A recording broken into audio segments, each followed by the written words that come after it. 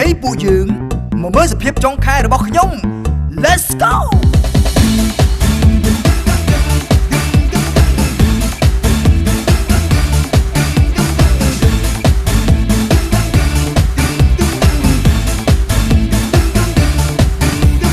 ដាក់ឲ្យថាមិនទៅតែអាពួកម៉ាក់ចេះតែទេមកយកដកផ្ទះប្រាប់ថាយប់នេះទៅក្លឹបគឺមានស្រីស្អាតឮវីនិយាយគ្នាបេះដូងអឹកអាត់ព្រលឹងហោះបាត់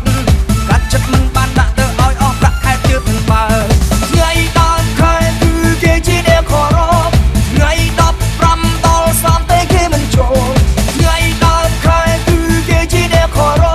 ថ្ងៃ15ដល់30ទេគេមិនចូលឲ្យតែដល់ដើមខែគឺសំលេងខ្លាំងចាំមើលចុងខែវិញសូពីផុតលេងហើយសប្បាយតែដើមខែចុងខែគឺទឹកភ្នែក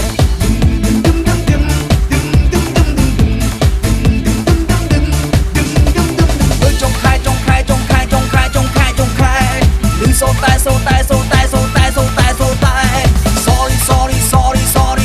sorry out យុយថ្ងៃដល់ខែគឺគេជាអ្នកខរបថ្ងៃ15ដល់30ទេគេមិនចូល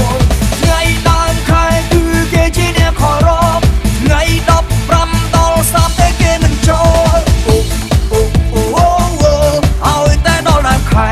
គឺសំលេងខ្លាំងចាំមើលចុងខែវិញសូពីផុតលេខហើយសប្បាយតែដើមខែចុងខែគឺទឹកភ្នែក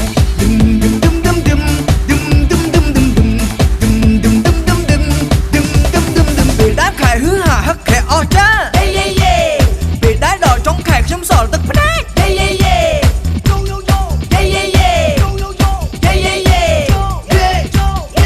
មិនសល់ទេសល់តែទឹកភ្នែក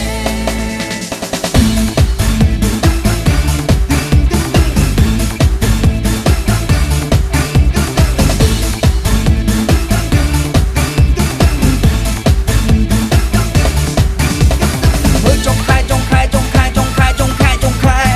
ឬសូតែ